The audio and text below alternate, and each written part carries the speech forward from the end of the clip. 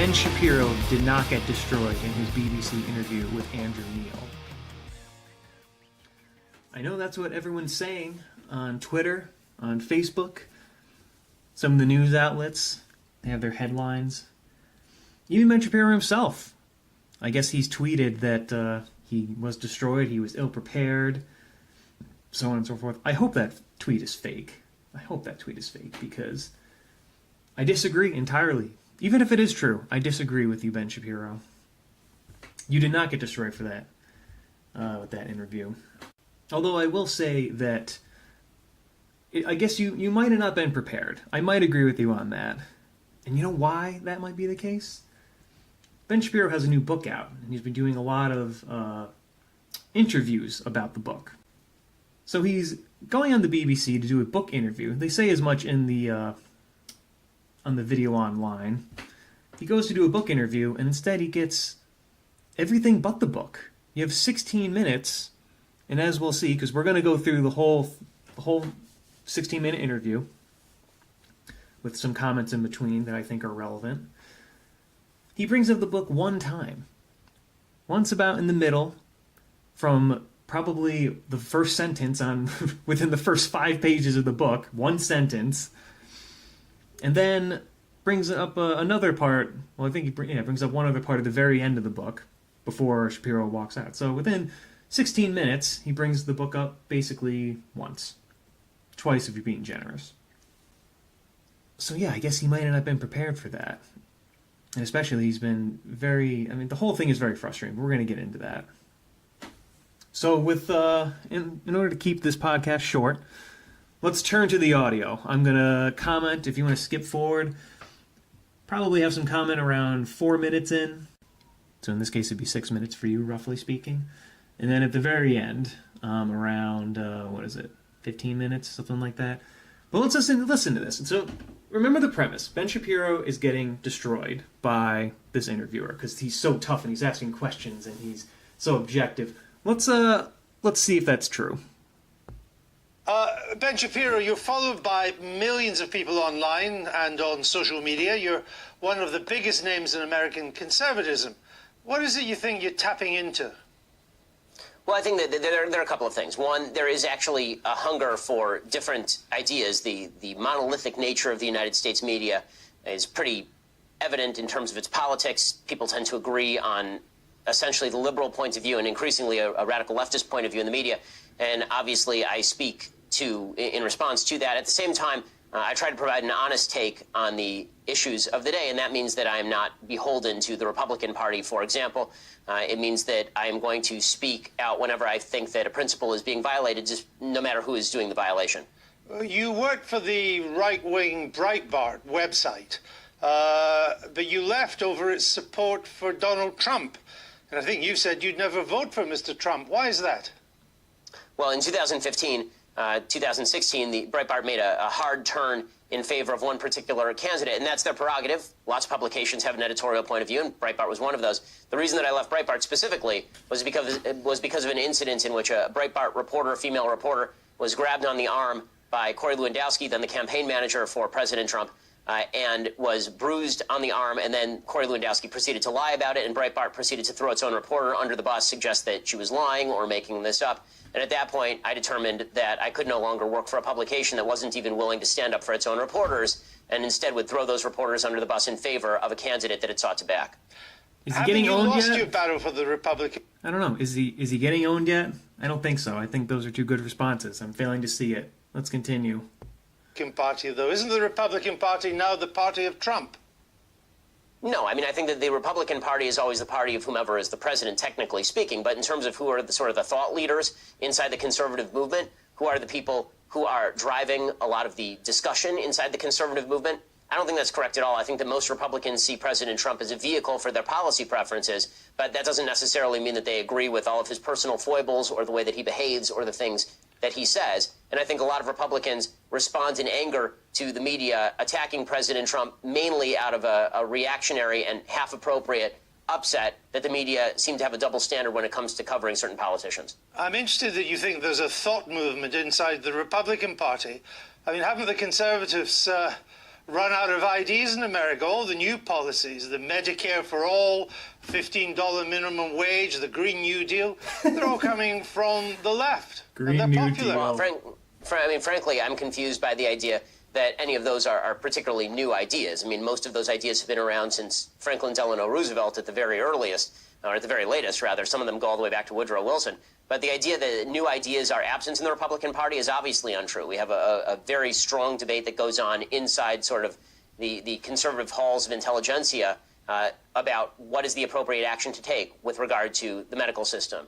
Should global warming be considered a real threat, or should global warming be considered something that technology will solve? And if so, what are the best aspects of solving that? Now, there's a rich intellectual debate on the right about nationalism versus patriotism, for example, or populism versus free marketeerism.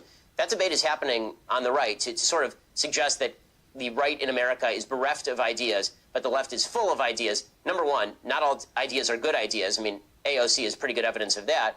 I'm a big fan of some old ideas myself that I think are pretty good. But beyond that, I think that it is intellectual sneering of the highest order to suggest that only the left has new and decent ideas. Some of the ideas that are popular in your side of politics Here we go. would seem to take us back to the dark ages. Georgia, new abortion laws, which you are much in favor of, that a woman who miscarries could get 30 years. 30 years. A Georgian woman who travels to another state for an abortion procedure could get 10 years. These are extreme hard policies. Oh, these are extreme hard policies.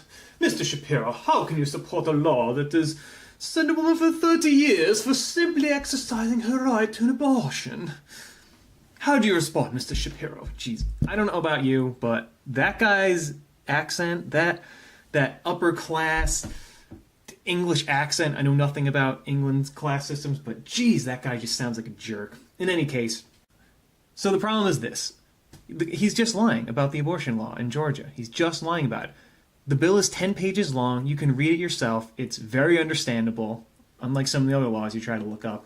I've skimmed through it. The abortion law basically says this, the abortion law in Georgia. It basically says, if you're a woman and you get pregnant and it's 6 weeks and that baby is healthy, you're healthy, and there's no other circumstances or complications, then you're not allowed to have an abortion in Georgia. That's what it says. In addition to all that, it permits a significant amount of criteria where abortions can take place. We'll go through that. Section 158 to 172, which says, it shall be an affirmative defense to prosecution under this article if, and it gives a whole bunch of reasons when you can have abortions, but the last one, probably the most broad one I could see, is a woman sought an abortion because she reasonably believed that abortion was the only way to prevent a medical emergency. So the law does allow abortions. It just has to be tied to some kind of relevant medical or health issue. But he's also wrong on this idea of, a woman could go to jail for 30 years for a miscarriage. If we look at Section 88 through 93 of the bill, Section 88 defines what an abortion is, but then it says, Section 91, provided, however, that any such act shall not be considered an abortion if the act is performed with the purpose of A, removing a dead unborn child caused by spontaneous abortion, or B, removing an ectopic pregnancy, which apparently is, I guess, when the fertilized egg gets stuck in the fallopian tubes and you gotta get it out because it'll kill the woman. Removing a dead unborn child kind of sounds like a miscarriage to me. So I don't think that qualifies. And moreover, going over the whole, or skimming through it and trying to find key words in it, it doesn't say anything about jail times. It doesn't say anything about people getting abortions out of state. It has nothing to do with any of that.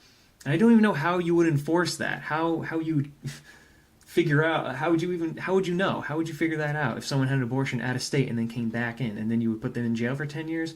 Yeah, good luck with that case.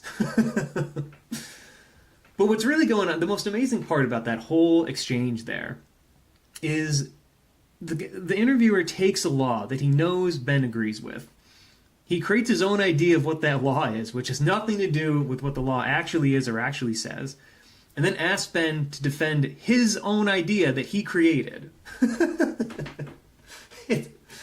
You see this a lot, though. You see, if you're a Second Amendment supporter, you'll see people say, oh, you support dead kids. You can talk to Dana Lash about that. If you're against the EPA, oh, you must hate the environment. You must hate clean water and clean air, which couldn't be farther from the truth. It's just, this is a common thing that conservatives have to deal with. My favorite example is, I've mentioned it before, Kayla Chadwick, 2017, Huffington Post. Title of the article: I don't know how to explain to you that you should care about other people. You have a woman who genuinely believes that people who don't agree with her politically just don't give a crap about people. Whether they live or die, they could just care less. This is a popular opinion on, I think, on the left, or at least the more radical, public, Twittery, social media left. So the bottom line is he's just flat out wrong about the abortion thing. Also notice, so what are we? We're 4 minutes into the interview. How many questions has he asked about the book? Anything about the tension between Athens and Jerusalem? I haven't. Let's continue. Well, okay, a couple of things. One, I'm not sure. I mean, frankly, I don't know whether are you an objective journalist or are you an opinion journalist? I'm a journalist that asks questions. Okay, so you're a supposedly objective journalist calling policies with which you disagree barbaric and suggesting only one side of the political aisle has ideas. So I just want to point out that I wish you would at least be honest in your... You're not doing that? That's interesting. And we'll get into this. I have a whole thing of this. We gotta go through the whole thing. Your own biases. Mr. Shapiro, I know that broadcasting in America is now so polarized that on one program you only have the left and another one you just have the right. My job is to question those who have strong views and put an alternative to them. If you were an anti-abortion person, I would be putting pro-abortion questions to you, but you are really. Would you call the pro-choice position? So why don't you just answer my question, sir? I'm happy to answer your question. Please answer this one. Would you suggest that a late-term abortion is brutal? I'm not taking a view on this issue. I'm asking you the questions. Sir, you just suggested the pro-life position is inherently brutal and terrible, so I'm asking you, as an objective journalist, would you ask the same question to a pro-choice advocate by calling their position brutal and horrible? What I'm asking you is that why is it that a bill banning abortions after a woman has been pregnant for 6 weeks is not a return to the Dark Ages? What's your answer? My answer is something called science. Human life exists at conception. It ought to be protected. Now, back to my question to you. You purport to be an objective journalist. BBC purports to be an objective down-the-middle network. It obviously is not. It never has been. And you, as a journalist, are proceeding to call one side of the political aisle ignorant, barbaric, and sending us back to the Dark Ages. Why don't you just say that you're on the left? Is this so hard for you? Why can't you just be honest? Seriously, it's a serious question. Mr. Shapiro, if you only knew how ridiculous that statement is, you wouldn't have said it. Okay, all right. So a couple things there. The first thing is this guy, the bottom line is this. You can't be an objective guy who's just asking questions and play devil's advocate at the same time. You can only be one or the other. This guy has a unique opportunity. Ben Shapiro gives him a very unique opportunity to clarify his interview style. He asks, basically, would he do the same style of questions with a pro-abortion supporter? And the guy dodges the questions. An example of an objective journalist who's just asking questions would leave out all the colorful language, let's say. He would ask, Ben Shapiro, there's a controversial bill in Georgia about abortion. What are your thoughts on it? Or something like, Ben Shapiro, there's a controversial abortion bill. What's the left saying? What's the right saying? Where do you fall in the middle? That to me is objective journalism. But when you start adding, when you preface the question by saying, well, I mean, there's these abortion bills, they're banning abortion, and it's just awful, sending us back to the Dark Ages. And, Mr. Shapiro, how can you defend these abominable, brutal, and just so dark, the Dark Ages of when people could just get free abortions? I mean, Ben Shapiro, what are your thoughts on this? And if you're going to preface a question like that, then you're not this objective journalist just asking questions. You're playing devil's advocate, which is fine. If that's how you do questions, then that's fine. But just be honest about it, which is, I think, what Ben Shapiro is trying to clarify. And again, he gives him one opportunity to clarify his style. Would you do the same kind of questions? And the guy, of course, dodges the question. I guess for To be fair, I suppose Ben Shapiro did make a mistake when he assumed that this guy was a typical leftist media host. Apparently he's not. I don't care enough to look into it. I mean, I thought the same thing he did. I really did. Kind of just going through it. Apparently I guess he's center. He actually might not believe in global warming according to Wikipedia. I don't know. I don't know who the guy is, but based on his style of questionings and his lack of clarity on his interview style, I would assume the same thing Ben Shapiro did. So I really don't even fault him for that. Well, let's continue. Oh, also, how many questions about his book yet? Anything? No, nothing. Let's move on. Would you vote I for think it's pretty Mr. evident Trump? from your own questions exactly what you are, sir. Trump? Would you vote for Mr. Trump in 2020? I'd certainly consider voting for Mr. Trump in 2020, just like I'd consider voting for anybody else in 2020. But didn't you once say that you'd never vote for him? I said that I wouldn't vote for him in 2016. And then I wrote a column for National Review explaining the conditions under which I might change my mind. You're a culture war warrior. Isn't he largely on your side? You wrote once it was unlikely he'd appoint conservative judges to the Supreme Court. He has. Right. So you were wrong. I like many of President... Yeah. He appointed the judges. Yeah, I was wrong. So what? Like, he had an opinion. I mean, I thought the same thing kind of a little bit. I was skeptical of Trump, and he's done a lot of good stuff now. This idea that, oh, well, you said this, and you were wrong.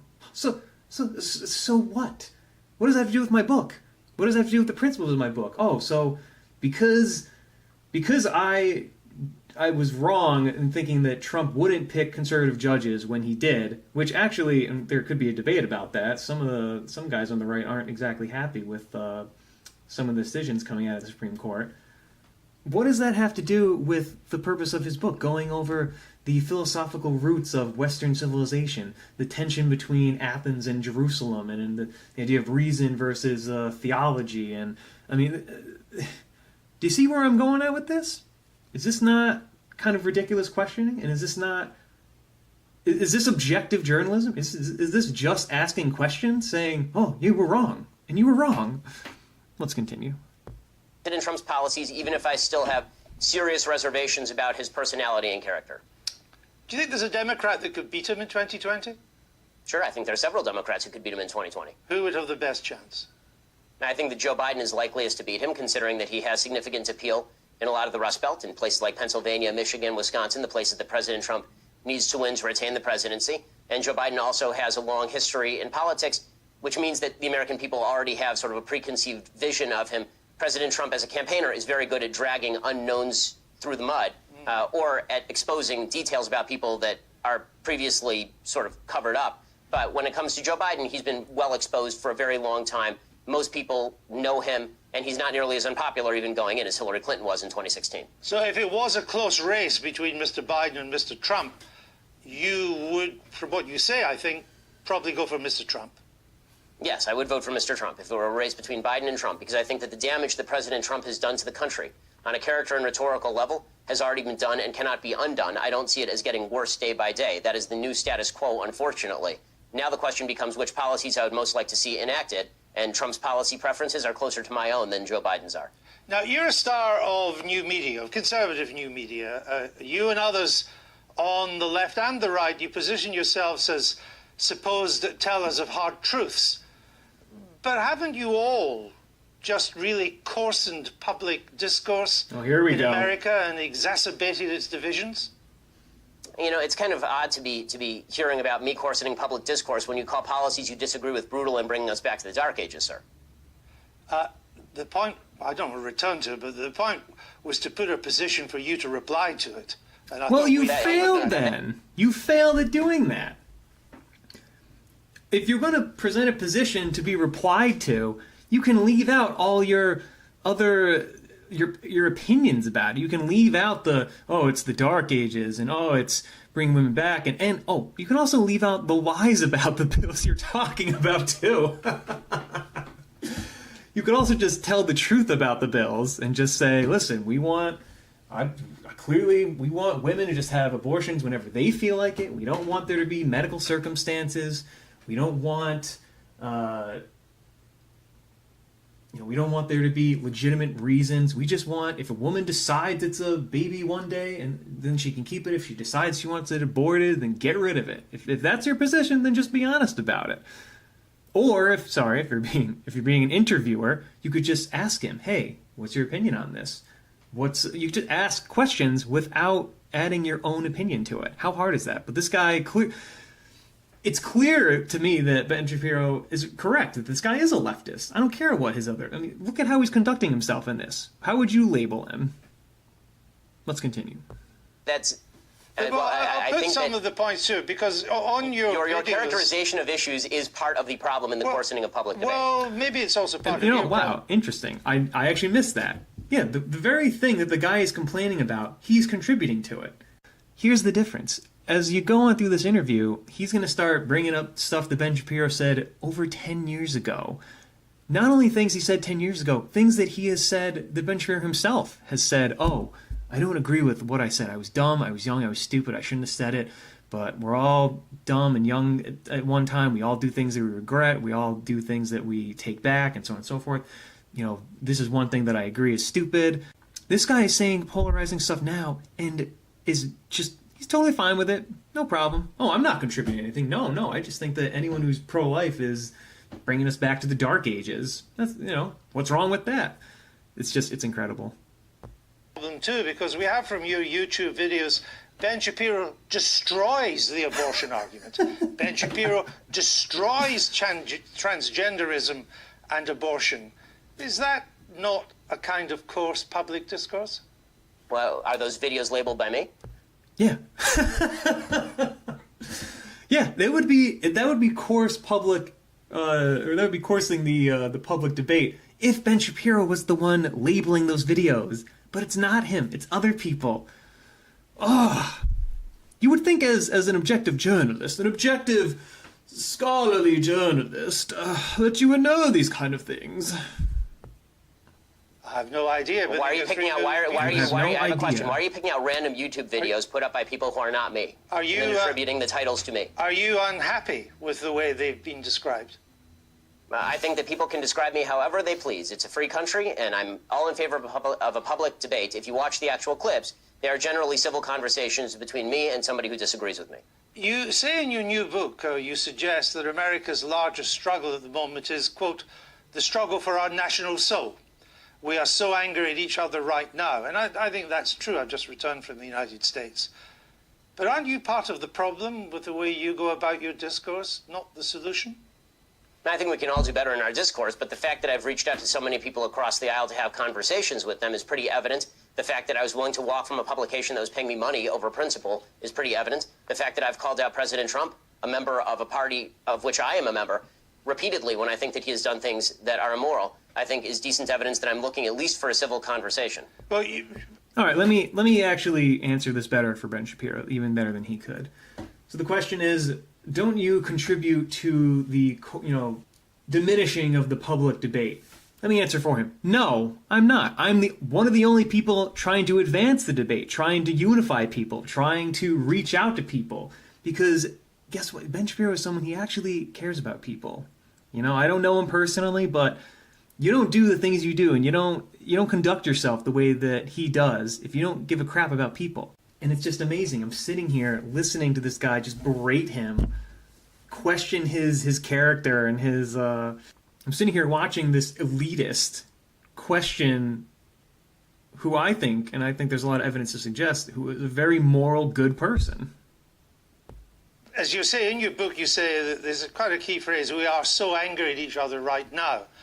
But as I say, aren't you part of that anger? Aren't you encouraging that anger? For example, you described Mr. Obama's State of the Union address in 2012 as fascist mentality in action. Well, I think that if you want to argue with the characterization, then we can talk about what exactly his State of the Union address said. Is it charged language in politics? Sure. The problem that I have is not with charged language in politics, which I'm generally in favor of. I like a robust public debate and a very loud and spirited public debate. I have no problem with that whatsoever. What I'm talking about is the assumption that people with whom we disagree politically are inherently of bad character or, in your words, want to bring us back to the Dark Ages. But again, it was your description of the State of the Union address in 2012 as fascist. The wording of President Trump's 2012 address He means Obama. was bad and wrong. That's all. There are plenty of things that are bad and wrong, but it doesn't make them fascist. Well, I suppose that's true. But if you would like to, again, if you'd like to read me the column out loud, I suppose I can critique it for you.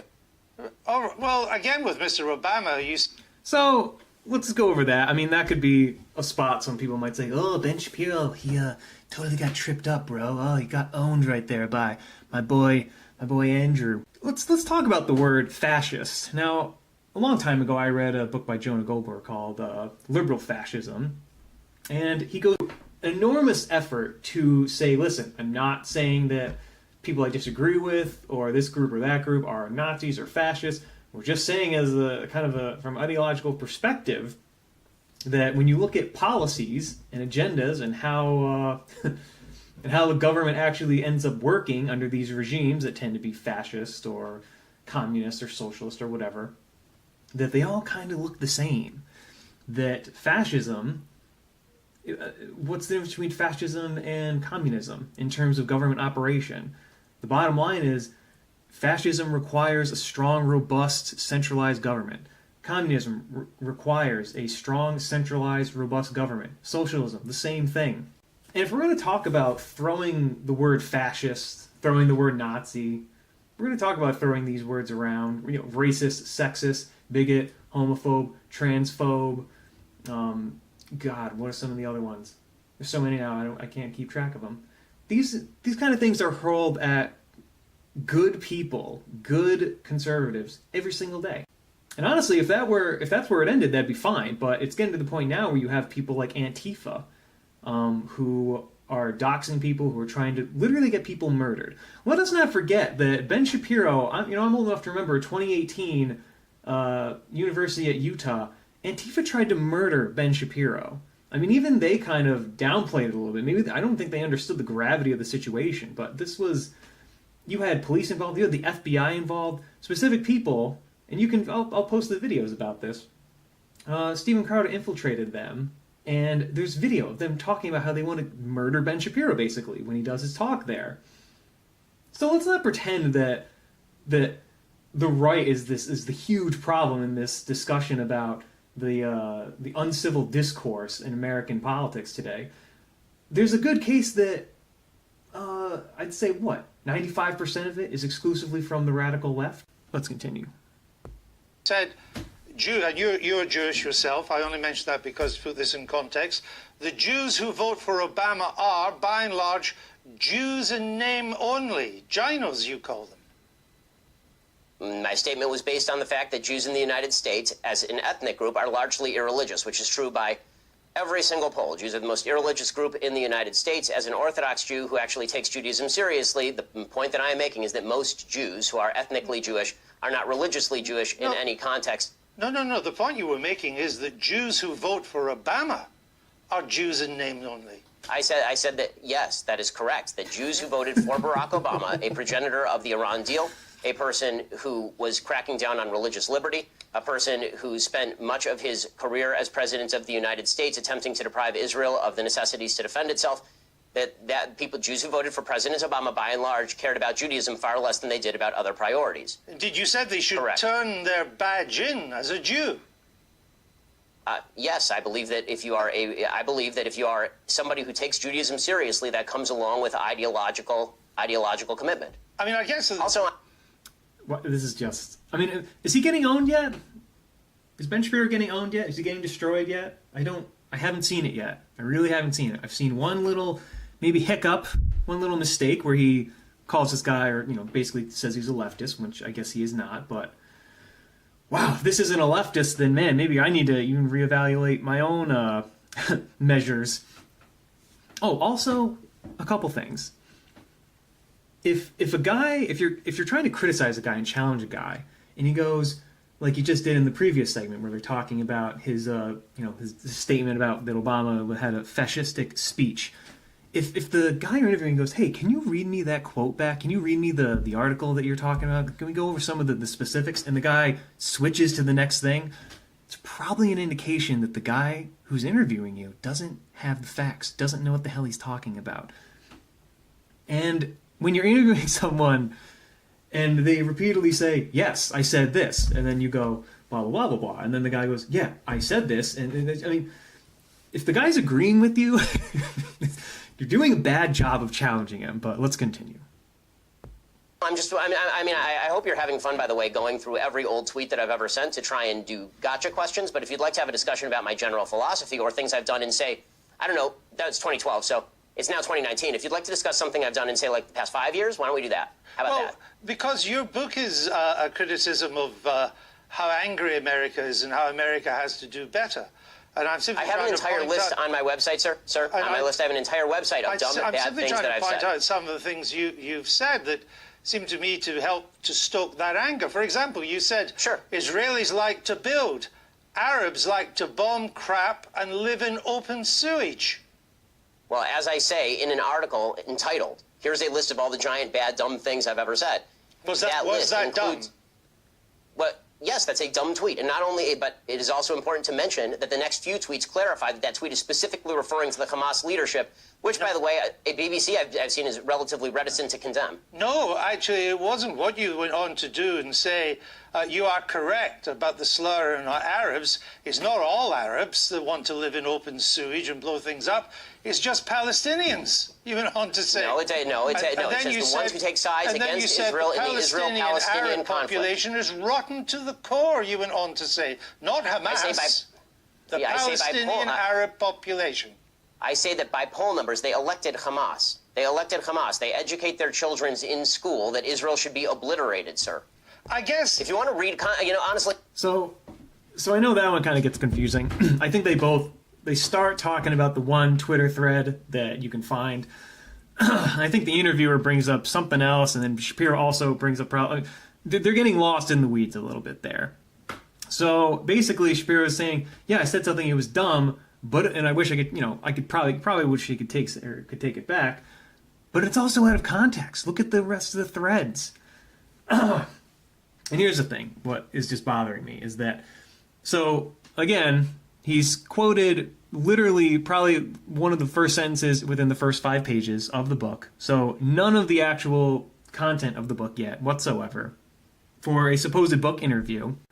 And he's going over tweets from 10 years ago that are either out of context or things that he wishes he didn't tweet but are still out of context, in order to make a point that what he's saying today about, unity, Western civilization, good ideas, and everything, all that is void because he made a mistake 10 years ago or did something, undesirable 10 years ago. Like, what? That's all you have on him? That's your argument? That you should just void his book and just completely disregard him because of something he did 10 years ago, which either A, he's renounced or acknowledged or had to clarify. This is the best you have? This is Ben Shapiro getting destroyed? Jeez, if this is Ben Shapiro getting destroyed, then... And really, this is why it isn't. It's just, this isn't him getting destroyed. This is a interviewer that is just being disingenuous, saying that he's objective when really he's not being objective. I think it's about to finish up here. Let's wrap it up. This is a giant waste of time in the sense that the entire interview is designed for you to shout slogans or old things that I've said at me. I don't see how this forwards the debate. You talk about undermining the public discourse. It seems to me that simply going through and finding lone things that sound bad out of context and then hitting people with them is a way for you to make a quick buck on BBC off the fact that I'm popular and no one has ever heard of you. Not many bucks to be made on the BBC, unlike American broadcasting, Mr. Shapiro. The point I'm trying to make is that your words are hardly designed to produce the consensus and understanding that the book seems to want to produce. That's my point, that you write about, Judeo-Christian culture and so on, but so much of what you've said in the past would seem to turn its back on Judeo-Christian culture. Well, that's really interesting. I wonder if this guy... God, it's just so frustrating. When you take someone... like I said, I don't know Ben Shapiro personally, But I get a good vibe from him, and my vibes are usually never wrong. But when you have someone who has a web page, or at least a portion of the site, where he goes over the stuff where he's gotten wrong, or stuff that's out of context, or stuff that he wishes he didn't post, stuff he disagrees with, that tells me that person has a lot of integrity.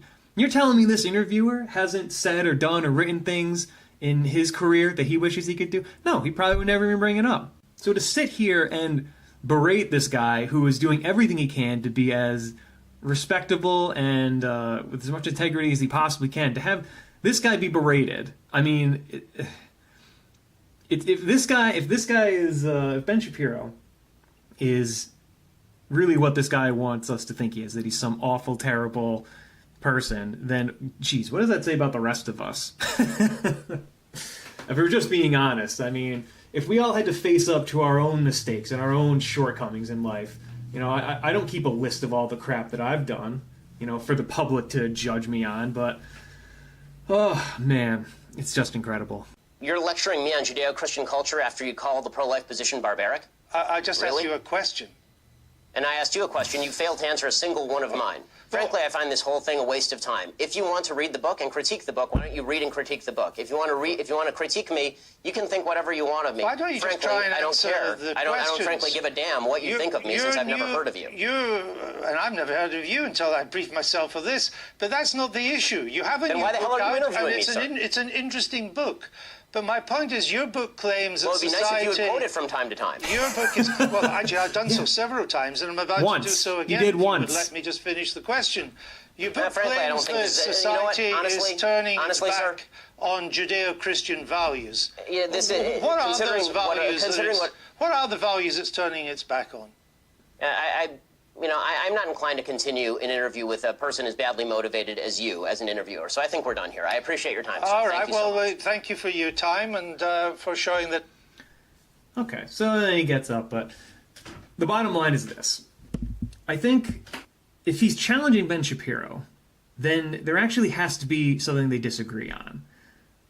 If Ben Shapiro agrees that dumb stuff he said in the past was wrong, then you're only bringing that stuff up to attack his character, not to advance the conversation. And Neil knows that this stuff that Shapiro has renounced, it's all public. He knows all this is stuff that Shapiro has renounced. So, again, I pose the question. I mean, if I'm being as objective as I possibly can, you can knock Shapiro on two counts. One, that it's clear he got frustrated and left the interview. You can knock him on that, and you can say, oh well, he said he's accusing the guy of being a leftist when I guess he isn't. I'll give you those two, but other than that, what other? Where's the ownage? Where's the destruction? I don't see it. And if you actually look at the content of this, which we just went through, Shapiro had excellent answers for just about everything. So let me know what you think. Again, I don't see why people think... I mean, the bottom line is they're jumping on this because this is the first time this has happened to Ben, as far as I know. This is the first time he's done it out of probably hundreds of interviews and conversations and debates, and out of his voluminous career of doing this kind of stuff. I think we're all allowed to have one bad day. I had one professor tell me one time that, you know what, everybody loses. It's just a matter of when. And if this is what a Shapiro loss looks like, then wow, if only all of our losses could look that damn good. And on that note, we'll talk to you later. Have a good one, guys.